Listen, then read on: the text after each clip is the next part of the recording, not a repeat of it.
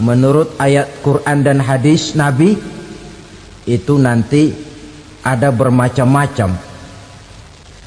Ada orang beriman itu yang dimasukkan surga. Ada orang beriman itu yang dimasukkan ke dalam surga. Ada orang beriman itu yang disebut penduduk surga. Kenapa lain-lain, Pak? Karena waktu di dunia amalannya juga lain-lain. Ada orang beriman yang masuk surga. Ini paling murah tiketnya. Mau masuk surga? Kata Nabi begini, ma min abdin qala la ilaha illallah thumma mata ala dhalik illa dakhala al jannah. Kalau seorang hamba sudah mengucap dua kalimat syahadat, dia yakin dengan kebenaran kalimat itu sampai matinya, orang itu akan masuk surga.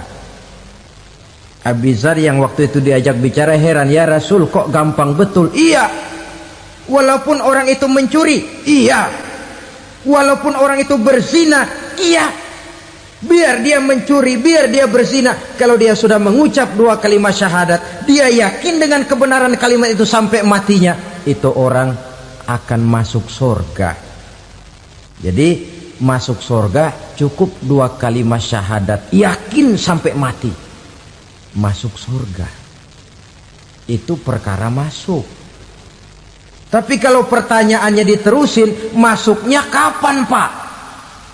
Nah, ini lain lagi urusannya. Sebab ada yang masuknya itu langsung, ada yang mampir dulu. Di sana tempat cuma dua, kalau tidak surga, neraka. Mau ke surga tapi mampir dulu, yang mampirnya jelas di neraka. Kenapa? Dalam hadis qudsi ada riwayat, nanti itu di akhirat, setelah Allah selesai mengatur penduduk surga masuk surga, yang neraka masuk neraka, Allah berkata kepada malaikat Malik, malaikat Malik, labaik ya Allah. Itu bajingan-bajingan tengik, manusia-manusia durjana yang waktu di dunia tidak mau sujud, jauh dari ulama, gemar melakukan yang munkarat dan maksiat, hidup di tengah masyarakat selalu jadi bibit keonaran, kufur, sudah masuk neraka semua. Sudah ya Allah. Nah, kalau sudah, coba sekarang kamu masuk, Malik. Saya, iya, masuk neraka. Mau apa ya Allah? Kata Allah, akhriju minan nar man kana fi qalbihi misqala habatin min khardalin min iman. Kau masuk neraka, cari di dalam neraka orang-orang yang ada imannya walaupun kecil sebesar biji zarah, angkat mereka keluar. Masuk malaikat Malik ke neraka, cari orang yang ada imannya, korek-korek. Ya repot, udah pada gosong. Yang ada imannya diangkat ke atas, yang ada imannya diangkat ke atas, lalu dimandikan di Nahrul Hayat, namanya sungai kehidupan di akhirat nanti. Cakep lagi rupanya, bersih lagi wajahnya, apel di hadapan Allah. Kata Allah, bagaimana mas? Kapok nggak sampean? Kapok ya Allah. Nah, kalau kapok, idhab fadkhulil jannah, pergi masuk surga sana. Berangkat mereka ke surga, ketemu sama teman-temannya yang udah sampai lebih dulu, yang nggak pakai mampir lagi. Terjadi dialog. Kata teman-temannya yang udah pada nyampe duluan, mas, iya, emang baru sampai? Saya baru sampai. Memang mampir di mana dulu mas? Kita sudah lama sampai di surga. Saudara buka surah Al-Muddatsir ayat 34-35. Ma salakakum fis saqar? Kenapa kamu mampir di neraka Saqar? Qalu lam naku minal musallin. Mereka menjawab, kami mampir di neraka Saqar mas, gara-gara dulunya kami waktu di dunia ndak pernah sholat. Ndak pernah sholat? Ndak pernah. Kan rumahnya dekat masjid, cuma dekat doang mas. sholat mah enggak saya. Enggak pernah ngasih makan fakir miskin, enggak pernah hadir di majelis taklim, pendeknya enggak pernah melakukan kebajikan, maka saya pun mampir di neraka sakor. Untung betul saya punya iman mas sedikit. Waktu hidup di dunia dulu saya pernah mengucap 2 kalimat syahadat, sekali-kalinya waktu mau kawin. Masya Allah. Untung saja kawin, kalau nggak kawin polos.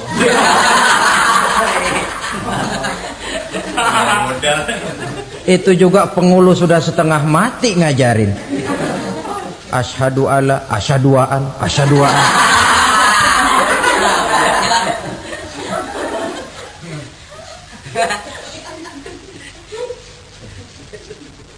Ini namanya masuk surga, ada mampir dulu. Ada pula orang mukmin itu yang dimasukkan surga. Namanya dimasukkan kan terima beres. Saya masuk ke rumah, jalan sendiri, cari tempat sendiri. Saya dimasukkan ke dalam rumah, terima beres, pokok ada di dalam, itu dimasukkan namanya. Nggak pakai mampir. Tapi tentu tiketnya lebih mahal ketimbang yang pertama tadi. Apa kata Allah? Innal ladzina amanu wa amilus salihat la ukaffiranna anhum sayyi'atihim wa la udkhilannahum jannah. Sesungguhnya orang-orang yang beriman kemudian beramal soleh, kami hapuskan segala dosa dan kesalahannya, kami masukkan mereka ke dalam surga. Lihat ayatnya, Allah yang memasukkan, kita yang dimasukkan. Tidak pakai transit, tidak usah mampir. Cuma tidak cukup syahadat, tidak cukup amanu, tapi diiringi dengan wa amilus salih. Iman, amal. Tidak cukup syahadat, lalu dibuktikan dia sholat, dia zakat, puasa, lalu dia melakukan berbagai macam kebajikan. Ini yang menyebabkan dia tidak pakai mampir di tempat yang bernama sakor. Lalu ada pula orang mukmin itu yang disebut penduduk sorga. Wah, ini sudah VIP ini. Ashabul jannah, penduduk sorga. Siapa mereka? Kata Allah, innal ladzina amanu summa istaqamu fala khaufun alaihim wala hum yahzanun ulaika ashabul jannah hum fiha khalidun. Sesungguhnya orang-orang yang beriman lalu istiqamah, tetap dalam melaksanakan perintah Allah, tidak goyah, tidak labil tapi stabil, istiqamah, mereka tidak takut dan tidak bersedih hati. Merekalah penduduk surga. Iman, istiqamah. Tidak punya duit, sembayang. Banyak duit, sembayang. Miskin, sembayang. Kaya, tetap sembayang. Istiqamah. Kadang orang kalau susah rajin ke masjid, banyak duitnya ngelihat masjid melengos. Waktu miskin hamba Allah, setelah kaya jadi hamba harta. Bergeser, tidak ada nilai istiqomahnya. Saudara-saudara, dengan begitu penduduk neraka itu dua. Ada penduduk permanen, ada penduduk yang semi permanen. Yang semi permanen orang-orang beriman yang mempunyai dosa besar.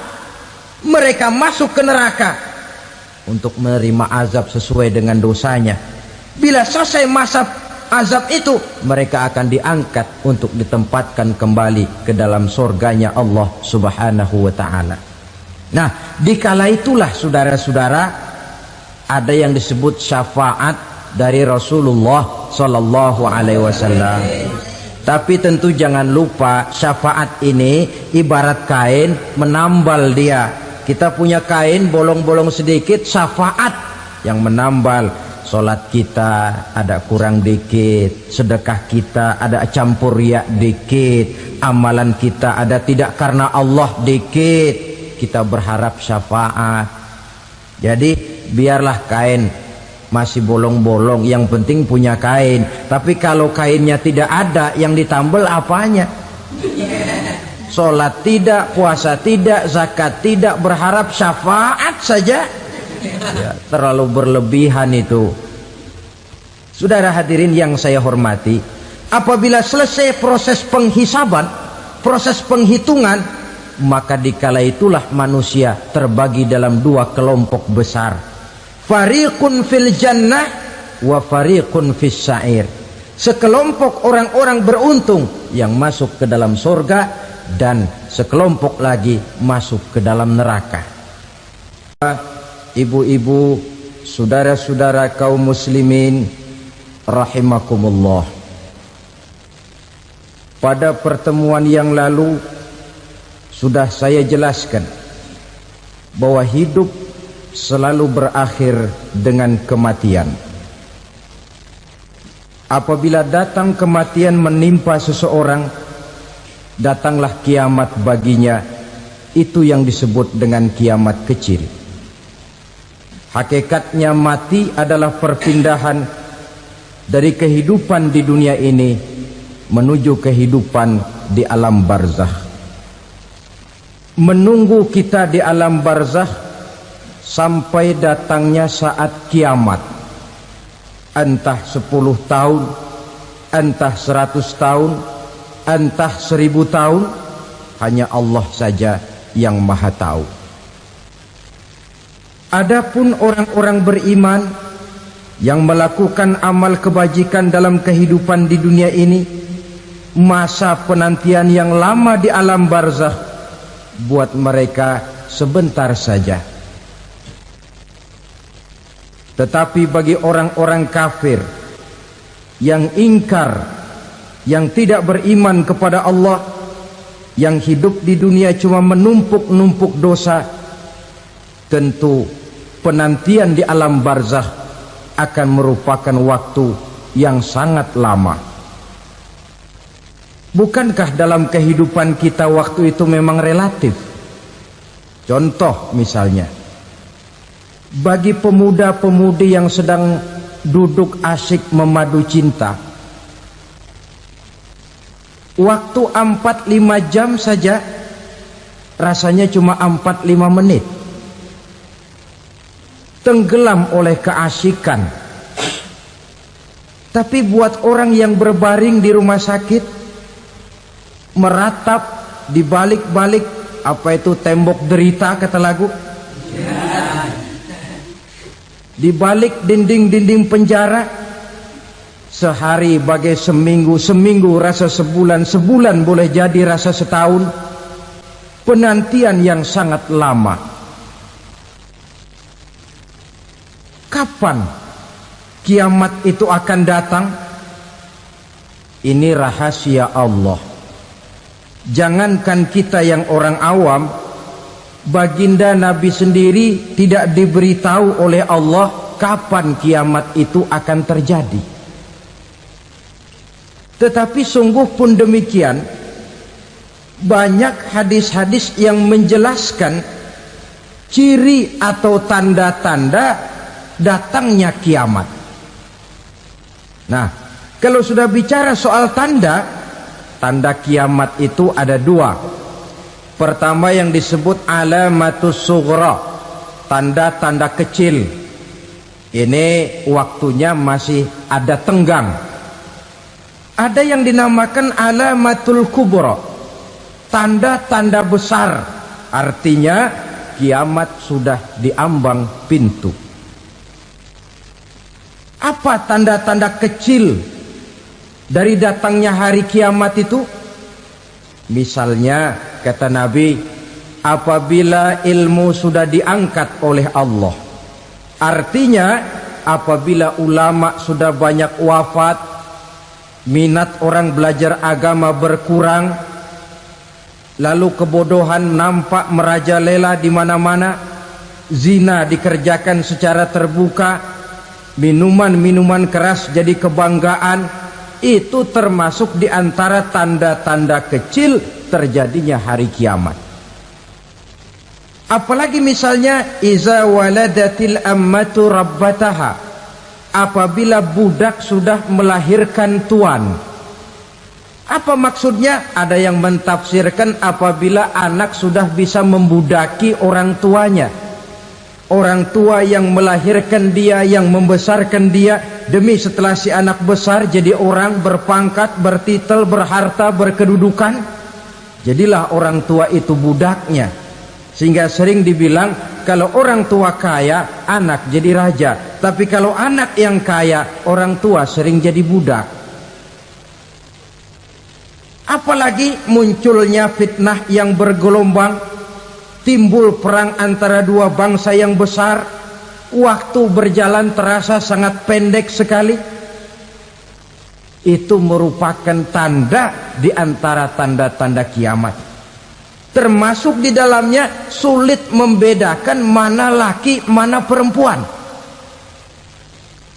Kan kalau tanda-tanda kayak begini sekarang sudah banyak kita lihat kan. Ulama banyak wafat, penggantinya sulit. Zina dikerjakan berterang-terangan, minuman keras jadi kebanggaan, banyak anak membudaki orang tuanya, sulit membedakan mana laki mana perempuan. Kadang-kadang dari belakang kita lihat perempuan bener, begitu kita colek nengok jenggotan.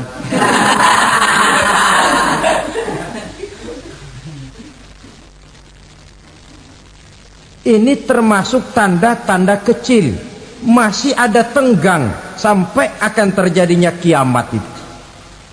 Nah, yang dimaksud dengan tanda-tanda besar, ini tanda besar artinya kiamat sudah diambang pintu. Pertama, matahari terbit dari sebelah barat. Apabila matahari sudah terbit dari arah sebelah barat, tertutuplah sudah pintu taubat. Bersabda Nabi kita, la taqumus sa'atu hatta tatlu'a syamsu min maghribiha. Tidak akan datang hari kiamat sampai matahari terbit dari arah sebelah barat. Fa iza tala'at, manakala matahari telah terbit dari arah sebelah barat, wara'ahan nasu, manusia banyak menyaksikan itu, amanu ajma'un, mereka pun lalu beriman. Yang tadinya kafir, yang tadinya ingkar, yang tadinya membangkang, setelah melihat matahari terbit dari sebelah barat, buru-buru beriman, berlomba-lomba mengucap dua kalimat syahadat. Tapi apa yang terjadi? Kata Nabi, wadzalika hina la yanfa'u nafsan imanuha lam takun amanat min qabl. Hari itu adalah hari yang iman sudah tidak berguna lagi bagi seseorang apabila sebelumnya memang dia tidak pernah beriman. Au kasabat fi imaniha khaira, atau beriman tetapi tidak pernah melakukan kebajikan di dalam keimanannya itu. Hari yang sudah kasib, hari yang sudah terlambat, beriman tidak akan ada gunanya lagi. Ini pelajaran buat kita.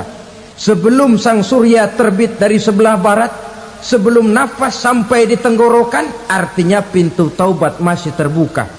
Kalau dua hal itu sudah terwujud, nafas sudah sampai di kerongkongan atau matahari sudah terbit dari arah sebelah barat, tertutuplah sudah pintu taubat. Tak ada lagi gunanya pangkat, jabatan, harta, bahkan beriman pun dalam suasana macam itu too late, kata orang Kulon. Sudah terlambat. Matahari terbit dari arah sebelah barat, itu tanda besar, artinya kiamat sudah diambang pintu. Lalu apalagi tanda besar? Munculnya Dajjal. Dajjal artinya pendusta-pendusta yang menyesatkan manusia. Ada dua macam Dajjal, saudara.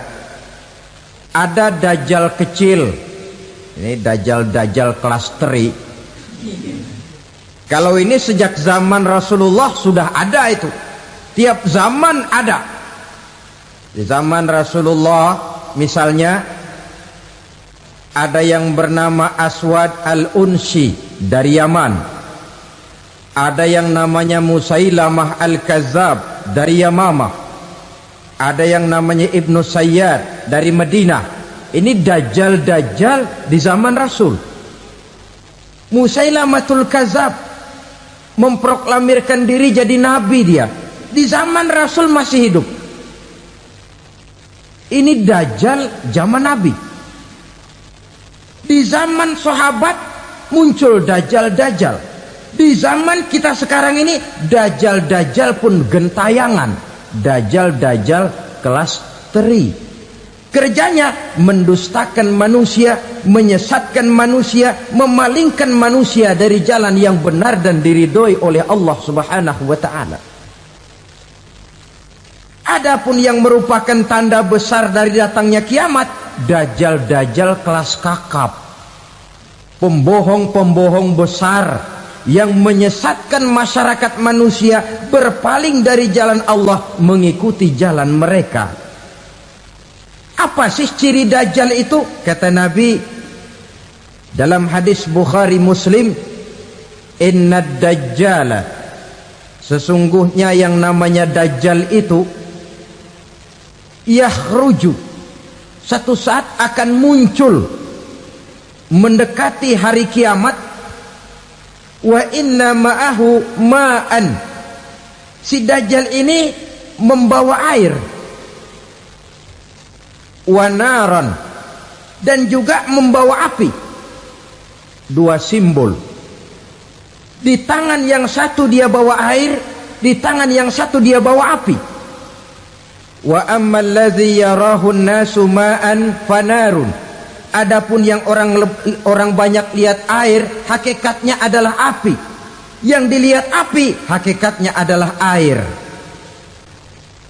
Oleh sebab itu, kalau api yang ditawarkan, ambillah air. Kalau air yang ditawarkan, pilihlah api. Maksudnya apa ini? Ini bahasa simbol, saudara-saudara. Dajjal bicaranya seolah-olah untuk kepentingan manusia, menawarkan surga. Surga yang dia tawarkan hakikatnya neraka. Hai manusia, kalau kau mau bahagia, jangan dekat-dekat dengan agama. Sholat itu tidak efektif dan efisien, tidak produktif dari segi ekonomi itu. Menghadiri majelis taklim cuma buang-buang waktu. Tahajud, tasbih, tahlil, baca Quran, apa itu? Pekerjaan mubazir saja. Hidup ini cuma sekali, masa yang cuma sekali, manfaatkan dengan sebaik-baiknya. Mumpung, dibawanya sifat mumpung, tetapi dalam pengertian yang sangat negatif. Bicaranya seolah-olah untuk kepentingan manusia, tetapi sebenarnya menjerumuskan manusia. Menawarkan air, tapi sebenarnya api. Menawarkan api, tapi hakikatnya air. Buat apa kamu sholat? Buat apa kamu bayar zakat? Buat apa kamu puasa? Surga yang dicanangkan dajjal, hakikatnya neraka. Neraka yang digambarkan dajjal, pada dasarnya adalah surga. Jadi memutarbalikan fakta itu kerjaan dajjal. Yang hak jadi batil, yang batil dibilang hak, yang benar jadi salah, yang salah malah jadi benar. Tuntunan disuruh jadi tontonan, tontonan malah menjadi tuntunan. Itu pekerjaan dajjal profesinya. Zamannya Nabi Adam, dajjalnya kan iblis. Betul? Betul. Apa sih gang rayuan iblis itu? Allah setelah menciptakan Nabi Adam kan bilang, Adam, kau dan istrimu Hawa tinggal di surga ini. Seluruh fasilitas yang ada di surga persilahkan kau nikmati. Satu yang tidak boleh, jangan coba-coba dekati pohon khuldi. Dekat saja jangan, apalagi sampai memetiknya. Datang dajjal yang namanya iblis ini. Adam, kamu tahu nggak kenapa tidak boleh makan buah khuldi? Ya nggak tahu, pokoknya saya dilarang. Bodoh kamu Dam. Khuldun artinya kekal. Kalau kamu makan itu buah, kau akan kekal di surga buat selamanya. Allah tidak kepengen, maka dilarang kamu makan buah khuldi. Kalau kau ingin kekal di surga Adam, makan saja. Saya bicara begini ini untuk kepentingan kamu Adam. Ini kan ciri-ciri Dajjal. Bicaranya sih seolah-olah untuk kepentingan Nabi Adam, hakikat sebenarnya menjerumuskan Nabi Adam supaya ingkar dan melanggar larangan dari Allah Subhanahu wa ta'ala. Jadi setelah muncul Dajjal, timbul kekacauan-kekacauan di masyarakat. Banyak yang terpengaruh, terpedaya dan terpesona, termasuk mereka yang memproklamirkan diri jadi nabi, mereka yang memproklamirkan diri jadi rasul di zaman sesudah Rasulullah wafat. Itu adalah Dajjal. Maka saya ingatkan, kalau di zaman kita sekarang ini ada orang ngaku jadi nabi, ada orang ngaku jadi rasul, biar bahasa Arabnya kental, Quran hafal, hadis ribuan hadis hafal, biar pakai serban sampai menyengser ke tanah, bahasa Arabnya fasih, tapi dia mengaku jadi nabi, jadi rasul, kita umat Islam wajib tidak percaya, wajib untuk tidak percaya. Itulah Dajjal zaman kita sekarang ini. Tidak mustahil mereka datang mempengaruhi orang awam supaya berpaling dari Rasulullah, mengikuti mereka. Nah, di akhir zaman nanti, mendekati hari kiamat, Dajjal ini muncul. Dajjal kelas kakap, menyesatkan masyarakat manusia untuk berpaling dari Islam, mengikuti seruan mereka. Apalagi di antara datangnya kiamat itu, tanda yang besar itu, turunnya Nabiullah Isa Al-Masih, putra Maryam. Menurut berbagai hadis yang sahih, Nabi Isa Al-Masih nanti akan turun lagi, tidak membawa risalah yang baru, tapi meluruskan risalah Islam ini yang telah banyak ditinggalkan oleh masyarakat. Bahkan ada hadis menjelaskan beliau akan membunuh Nabi, mematahkan kayu-kayu salib, lalu melaksanakan haji dan umrah mengikuti syariat Nabi Muhammad, bukan membawa agama baru. Menjadi semacam mujaddid, reformer, menyelamatkan manusia dari bisikan Dajjal. Bahkan ada riwayat yang menjelaskan bahwa Nabi Isa berhasil mengalahkan Dajjal, mengembalikan masyarakat manusia kembali kepada ajaran Islam yang datang dari Allah, dibawa oleh Rasulullah Sallallahu Alaihi Wasallam. Dengan kata lain, turunnya Nabi Isa bukan sebagai Nabi dan Rasul baru, tetapi mengikuti syariat Nabi kita Muhammad Sallallahu Alaihi Wasallam. Saudara hadirin, ibu-ibu hadirat yang saya hormati, kemudian apalagi di antara tanda-tanda besar akan datangnya kiamat itu? Keluarnya asap atau awan. Kata Nabi, inna min asyrati sa'ah dukhanan yamla'u ma bainal masyriqi wal maghrib. Di antara tanda-tanda kiamat, munculnya awan antara langit dan bumi. Ini pun diperkuat dalam surah Ad-Dukhan ayat 10, fartaqib yauma ta'tis sama bidukhanim mubin fayughshan nas hadza azabun alim. Bagi orang-orang yang beriman, mereka biasa-biasa saja, tapi bagi orang kufur, datangnya asap dan awan ini merupakan azab yang kelewat pedih. Barangkali sedikit mendekati gambaran tentang azab yang pedih ini, saya ingatkan alam pikiran kita kepada peristiwa yang belum lama terjadi. Pernah dengar berita bocornya reaktor nuklir di Chernobyl, Uni Soviet? Pernah dengar? Nah, bocornya reaktor nuklir di Chernobyl yang mengakibatkan ratusan bahkan sangat mungkin ribuan nyawa. Cuma satu reaktor. Bagaimana kalau seluruh cadangan nuklir yang dimiliki oleh para negara adikuasa ini diledakkan? Bahkan yang konon menurut catatan cadangan nuklir yang dimiliki bersama oleh Amerika dan Rusia sekarang ini sudah sanggup memusnahkan 6 miliar manusia, 1,5 kali lebih banyak dari jumlah manusia yang nongkrong di permukaan bumi ini. Saudara-saudara hadirin yang saya hormati, lalu saat mendekati hari kiamat, apalagi tandanya? Setelah Nabi Isa wafat, pada saat turunnya yang kedua kali, lalu Allah meniupkan angin sejuk. Semua orang-orang beriman, orang-orang baik wafat, sehingga penghuni bumi ini cuma tinggal lagi terdiri dari orang-orang kafir. Tidak ada lagi di bumi ini yang bisa mengucapkan Allah. Sehingga dalam hadis qudsi itu ada keterangan, innallaha azza wa jalla yaqulu li Israfil. Allah pernah pesan kepada malaikat Israfil, kata Allah, Israfil, idza sami'ta qailan yaqul Allah Allah fa akhirin nafakh 40 sanatan ikraman liqailiha. Hai Israfil, apabila kau dengar di permukaan bumi masih banyak orang yang mengucapkan Allah Allah, maka tunda sangkakala kiamat itu 40 tahun.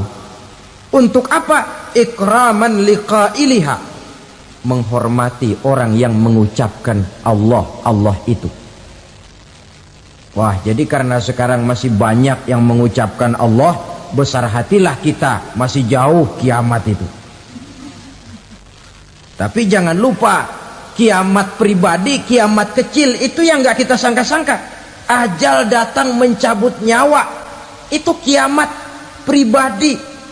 Dan itu yang pasti kita hadapi, dan itu yang membuat kita tidak boleh bersikap main-main di dalam kehidupan sekarang ini. Saudara hadirin yang saya hormati, tidak ada lagi orang-orang muslim. Seluruh penduduk dunia ini kafir.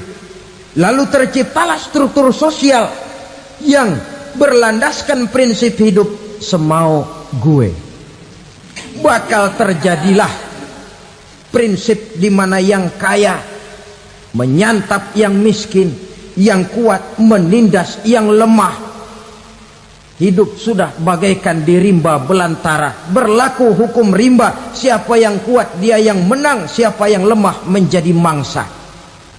Timbul kekacauan, maksiat merajalela, munkarat menjadi-jadi, sehingga isi bumi ini penuh dengan segala macam perbuatan dosa. Tidak ada perlunya lagi alam diperpanjang temponya. Datang saat yang sudah dijanjikan oleh Allah Azza wa Jalla, maka terjadilah yang disebut kiamat kubra, kiamat besar, kiamat ancur-ancuran. Bagaimana kejadian ini dimulai? Dalam surah Az-Zumar ayat 68, Allah Subhanahu wa taala berfirman, wa nufikha fis-suri fasa'iqa man fis samawati wa man fil ardi illa man sya'allahu. Maka manakala ditiuplah sangkakala, terkejutlah seluruh yang ada di langit dan seluruh yang ada di bumi. Bila saat kiamat datang, Allah perintah malaikat Israfil, Israfil, tiup sangkakalamu. Ditiuplah sangkakala oleh malaikat Israfil. Yang akibat daripada tiupan itu, seluruh yang ada di langit, seluruh yang ada di permukaan bumi terkejut. Yang ada di langit siapa? Malaikat kan. Bayangin aja kalau malaikat kaget, apalagi kita. Terkejut seluruh makhluk yang ada di bumi, yang ada di langit mendengar suara sangkakala itu. Bunyinya tidak sanggup kita bayangkan dahsyatnya. Ledakan nuklir, ledakan neutron, belum apa-apa ketimbang bunyi sangkakala malaikat Israfil ini.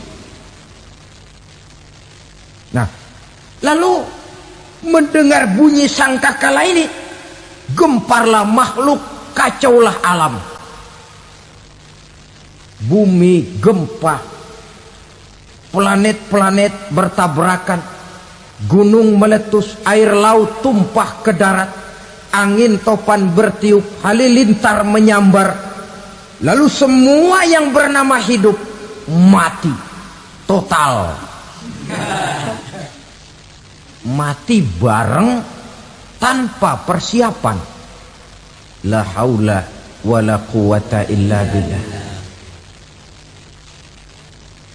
Saya kadang-kadang dalam tafakur bermohon, ya Allah, mudah-mudahan saya enggak nemuin kiamat beneran. Ngeri. Tidak bisa kita bayangkan macam apa suasana seperti itu. Allah saja banyak memberikan gambaran, misalnya Al-Qari'ah, wa mal qari'ah, wa ma adraka mal qari'ah. Kejadian yang menggemparkan. Tahukah kamu apa kejadian yang menggemparkan itu? Yauma yakunun nasu kal farasil mabsus wa takunul jibalu kal ihnil manfus. Pada saat itu manusia berterbangan bagai kupu-kupu, gunung berterbangan seperti kapas ditiup angin. Gunung saja macam kapas, konon lagi manusia. Kematian total, mulai semut sampai gajah mati, jin mati, iblis mati, malaikat mati. Malaikat saja mati.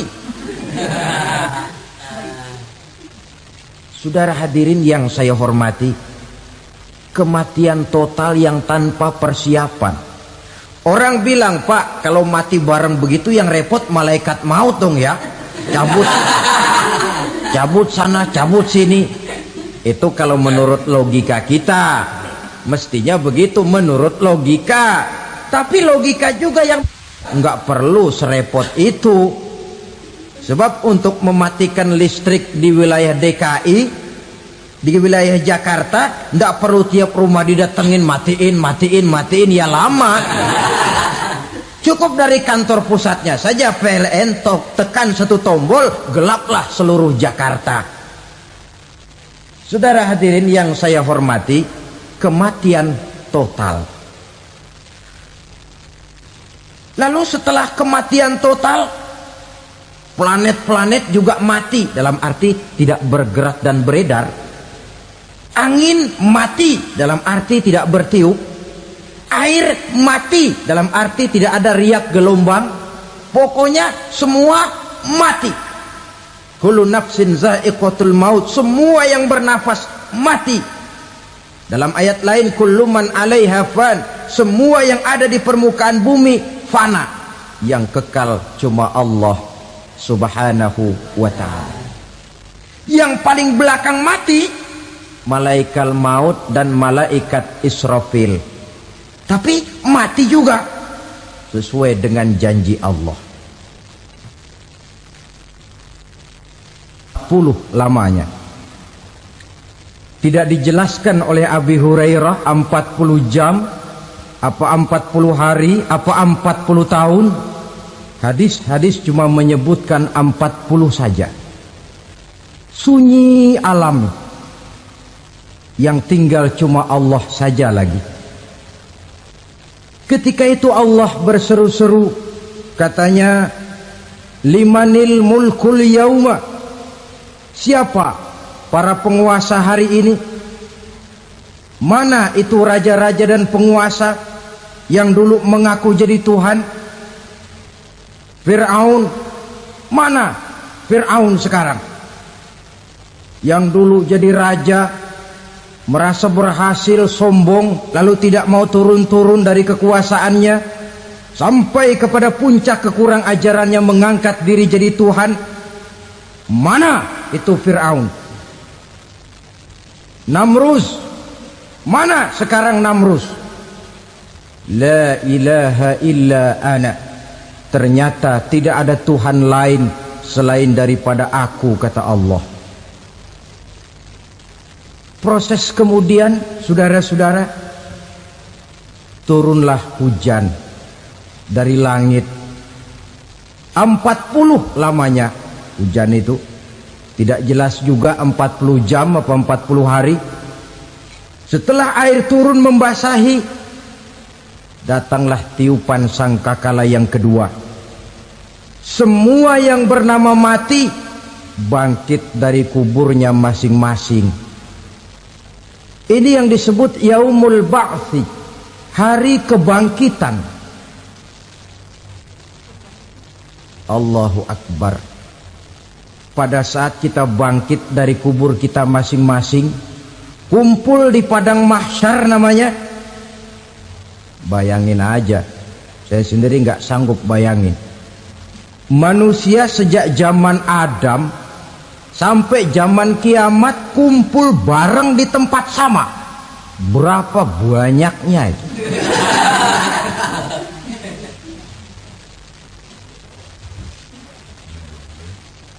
Dan yang luar biasa menurut satu riwayat, pada saat bangkit itu, Masya Allah, roman muka kita berubah,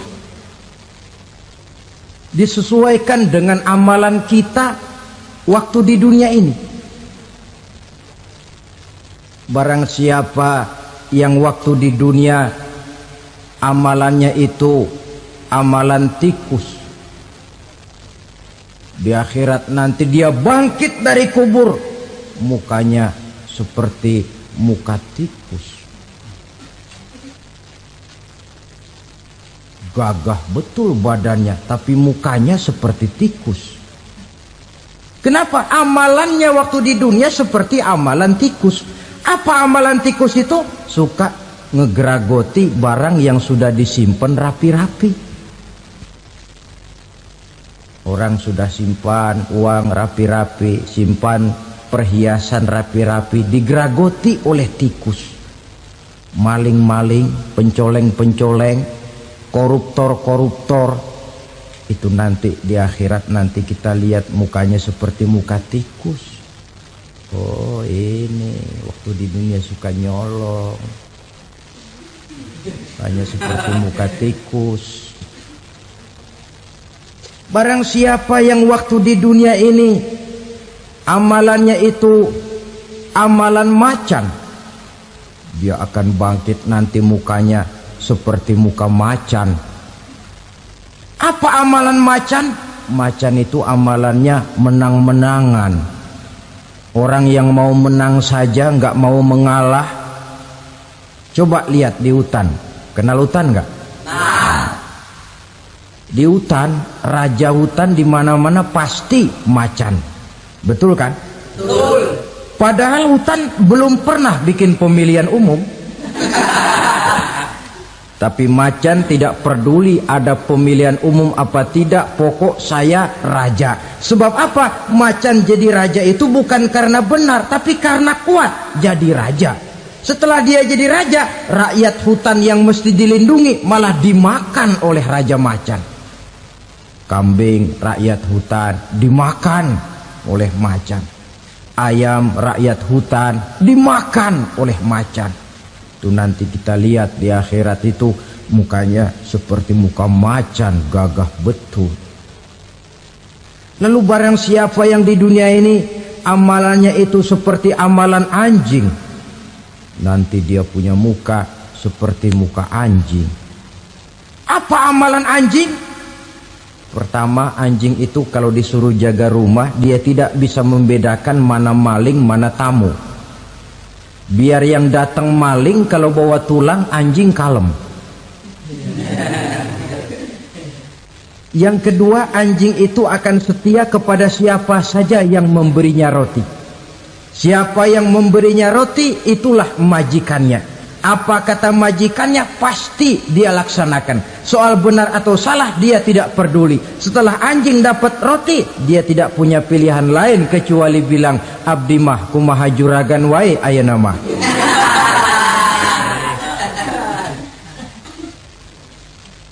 Saudara hadirin yang saya hormati, berkumpul di padang mahsyar, tiap orang sibuk dengan persoalannya masing-masing. Matahari waktu itu didekatkan oleh Allah, panas luar biasa. Ada yang saking panasnya itu mencucurkan peluh keringat sampai sebatas mata kakinya. Ada yang keringatnya sampai sedengkulnya, ada yang keringatnya sampai sepusatnya, ada yang keringatnya mengalir sampai sebahunya, ada yang kelelap oleh keringatnya sendiri, sementara orang di sampingnya nggak apa-apa. Bergantung lagi amalan dia waktu di dunia ini. Saudara-saudara, sebagian orang dalam kepanikan padang mahsyar berombong-rombong datang mereka menghadap Nabi Adam. Ya Adam, anta abal bashar. Hai Adam, Tuhan adalah bapak moyang manusia. Kami sebentar lagi akan disidang, dimintakan pertanggungan jawab. Tolonglah kami, hai Adam.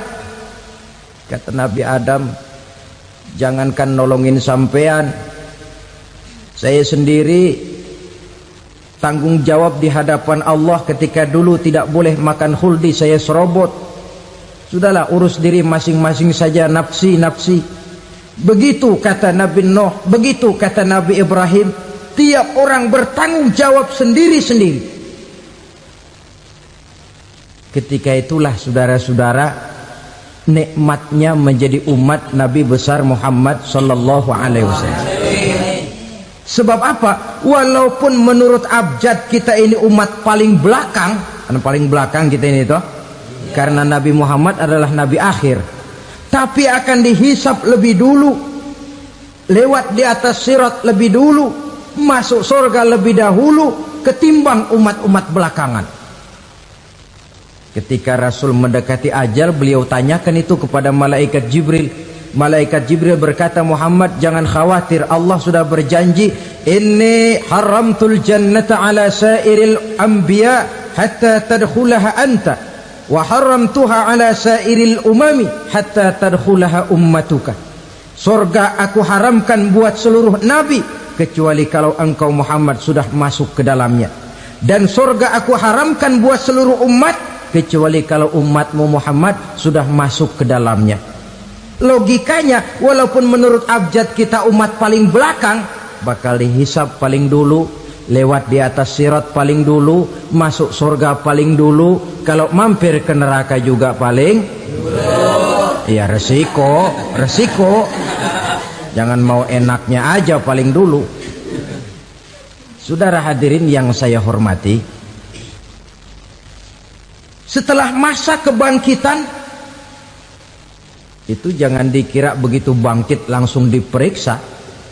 Masih menunggu menanti ribuan tahun perhitungan padang mahsyar untuk sampai kepada proses yang disebut yaumul hisab, hari perhitungan. Seorang demi seorang bakal dipanggil. Bayangkan saja, kita se-RT saja di absen, kadang-kadang perlu waktu lama. Ini manusia sejak zaman Nabi Adam sampai datang hari kiamat, satu demi satu disidang di hadapan Qadhi Rabbul Jalil. Status sosial copot sudah waktu itu.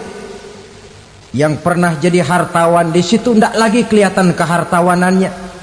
Yang pernah jadi jenderal tidak lagi dipanggil jenderalnya. Yang ustadz tidak lagi dipanggil al-mukarramnya. Seluruh status sosial selesai. Dipanggillah kita seorang demi seorang menghadap Qadhi Rabbul Jalil. Bagaimana proses penghisaban itu? Pertama, proses tanya jawab. Di antaranya ada hadis menyatakan, lan tazula qadama 'abdin yaumal qiyamah hatta yus'ala an arba'i khisalin. Besok di hari kiamat tidak akan bergeser telapak kaki seorang hamba sampai dia ditanya lebih dulu tentang 4 persoalan. Tentang ilmunya, kemana ilmu itu diamalkan. Tentang umurnya, di mana umur itu dihabiskan. Tentang masa mudanya, kemana masa muda itu dipakai. tentang hartanya, dari mana harta itu didapat dan kemana harta itu dibelanjakan. Ini termasuk proses tanya jawab. Jadi kalau istilah pengadilan dunia, nama Fulan bin Fulan, kamu waktu di dunia diberikan umur panjang untuk apa? Pernah mengalami masa muda, kemana kau habiskan masa remajamu? Kau diamanahkan ilmu, dengan apa ilmumu kau amalkan? Kau diberikan harta, dari mana harta kau dapat, kemana kau belanjakan? Tak seorang pun yang bisa mungkir. Sebab apa? Dikala itu yang menjadi saksi bukan orang. Yang menjadi saksi adalah seluruh anggota badan kita. Tangan bicara, kaki jadi saksi terhadap seluruh amalan yang pernah kita kerjakan pada saat kehidupan di alam dunia ini.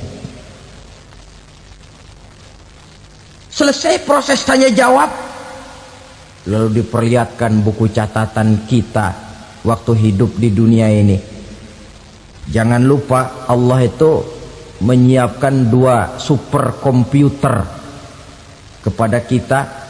Sebelah ditempelin sebelah kanan, yang sebelah tempelin di sebelah kiri.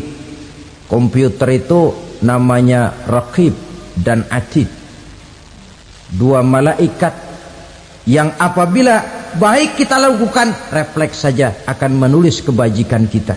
Jahat kita kerjakan, akan tertulis. Catatan itu nanti diperlihatkan kepada kita. Waduh, alangkah malunya pada saat diperlihatkan catatan kita, buku rapot kita merah melulu. Barangkali diperiksa sambil diomelin, brengsek lo. Buku merah melulu begini, bagaimana waktu hidup di dunia? Tidak cukup diperlihatkan buku catatan kehidupan, rekaman kehidupan. Rekaman kehidupan kita secara utuh sejak terlahir sampai ajal datang merenggut nyawa. Barangkali mirip dengan video sekarang ini, di mana terekam dengan baik seluruh kegiatan kita, sejak yang sekecil-kecilnya sampai kepada yang sebesar-besarnya. Untuk kemudian kita pun menerima balasan. In khairan fa khairun wa in syarran fa syarrun. Kalau baik ya baik balasannya, kalau jahat ya jahat juga balasannya. Catatan-catatan kita diberikan. Kalau banyak kebajikannya diberikan di tangan kanan dengan cara yang halus. Kalau banyak kejahatannya diberikan dari sebelah kiri atau dilempar dari belakang.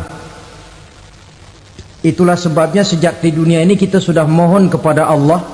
Ketika berwudu membasuh tangan kanan, apa kita bilang? Allahumma a'tini kitabi biyamini wa hasibni hisaban yasira.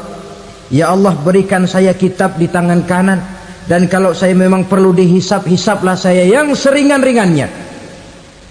Tangan kiri berlindung kita kepada Allah, jangan sampai diberikan kitab di tangan kiri atau dari arah sebelah belakang.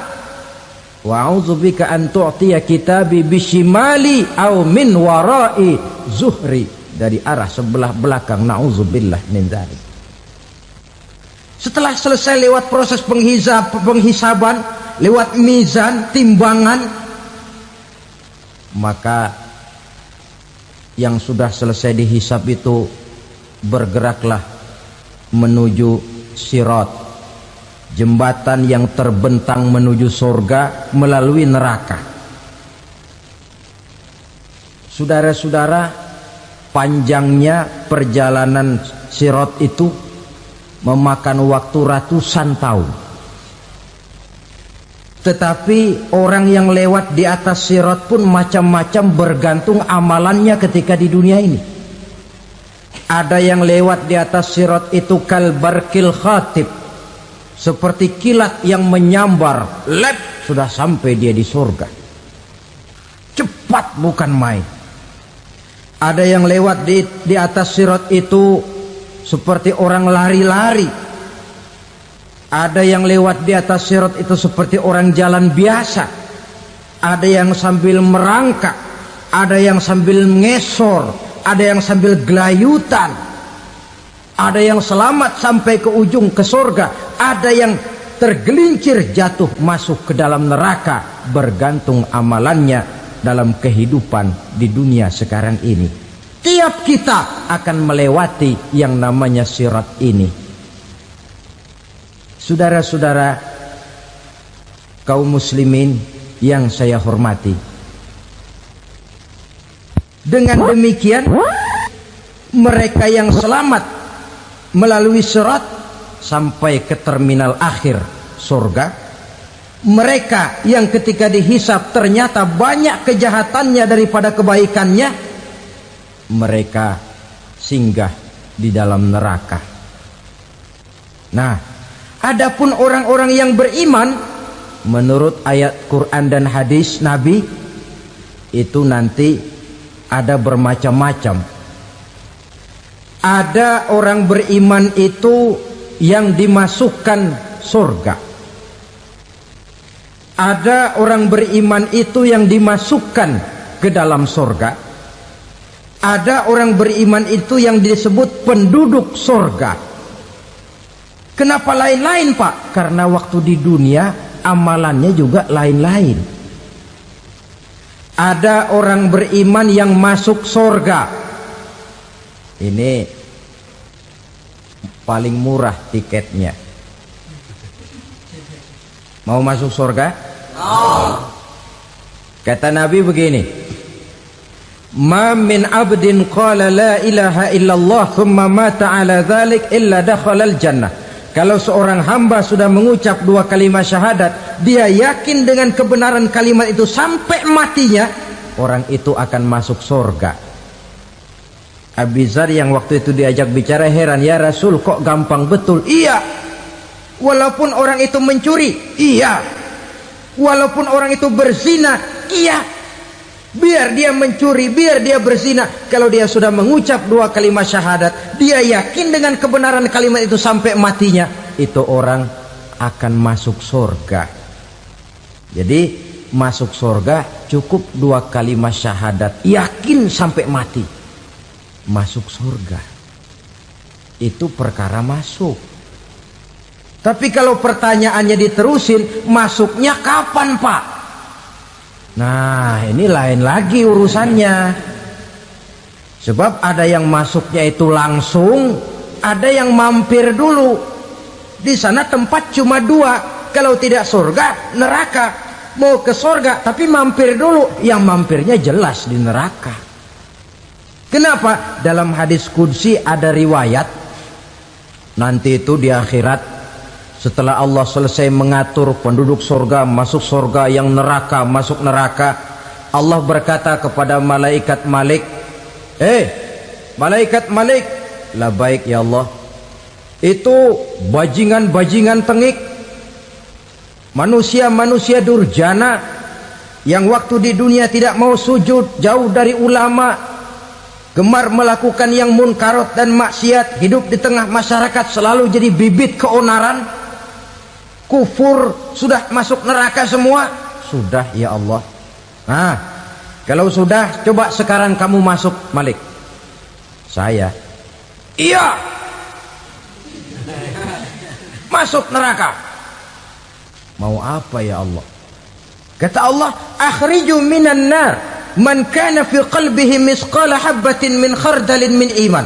Kau masuk neraka, cari di dalam neraka orang-orang yang ada imannya walaupun kecil sebesar biji zarah, angkat mereka keluar. Masuk malaikat Malik ke neraka, cari orang yang ada imannya, korek-korek. Ya repot, udah pada gosong. Yang ada imannya diangkat ke atas, yang ada imannya diangkat ke atas, lalu dimandikan di Nahrul Hayat, namanya sungai kehidupan di akhirat nanti. Cakep lagi rupanya, bersih lagi wajahnya, apel di hadapan Allah. Kata Allah, bagaimana mas? Kapok nggak sampean? Kapok ya Allah. Nah, kalau kapok, idhab fadkhulil jannah, pergi masuk surga sana. Berangkat mereka ke surga. ketemu sama teman-temannya yang udah sampai lebih dulu, yang nggak pakai mampir lagi. Terjadi dialog. Kata teman-temannya yang udah pada nyampe duluan, "Mas, iya, emang baru sampai?" "Oh, saya baru sampai." "Memang mampir di mana?"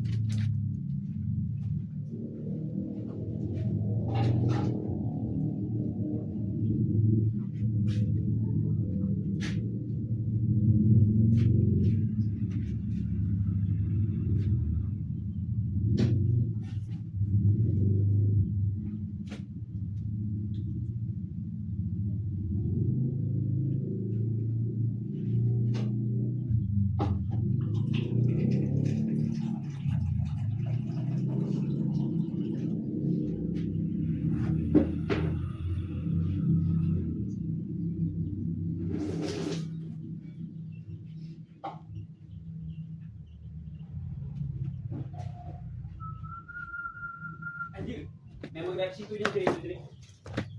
Cara merekam. Lihat tadi yang saya kirim itu.